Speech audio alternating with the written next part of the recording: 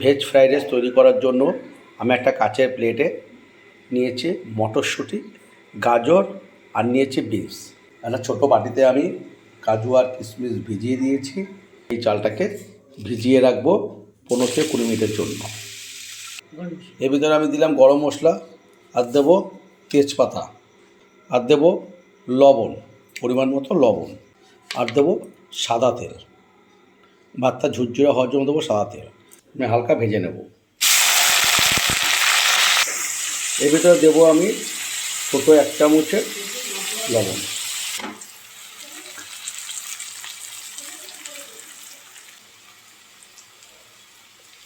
আমাদের ভাজা কমপ্লিট। এখন আমি এটা রাইসের সাথে মেলাবো।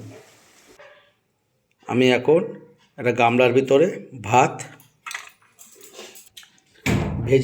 ভেজে নেওয়া গাজর, বিনস, কাজু আর কিশমিশ, আর দেবো এর ভিতরে চিনি। আমি চিনিটাকে মিক্সিতে পেস্ট করে নিয়েছিলাম, ঠিক একদম এরকমভাবে পেস্ট করে নিয়েছি। আর সাথে দেবো হালকা করে বিরিয়ানি মশলা। আবার এর উপরে আরেক লেয়ার ভাত চাপাবো।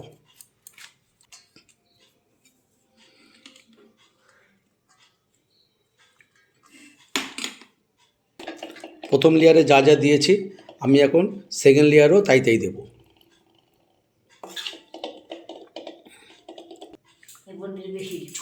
আর দেবো চিনি।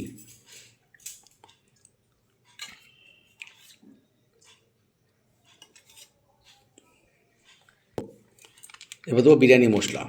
প্রথম লেয়ারে যা দিয়েছি সেকেন্ড লেয়ারটাও তাই দেবো। এবার দেবো ভাত। এর ভিতরে রাইসটা দিয়ে দেবো। এর ভিতরে রাইসটা দেবো।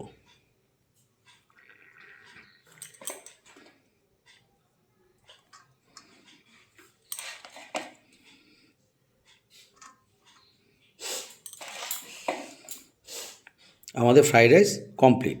আপনার যদি এই রেসিপিটা ভালো লাগে বা আপনাদের যদি এই রেসিপিটা ভালো লাগে, আপনি অবশ্যই শেয়ার, লাইক, কমেন্টস এবং সাবস্ক্রাইব করবেন। একবার বানিয়ে দেখুন, তারপর আমাকে জানান যে আপনাদেরটা কি আমাদের মতন হলো কি না।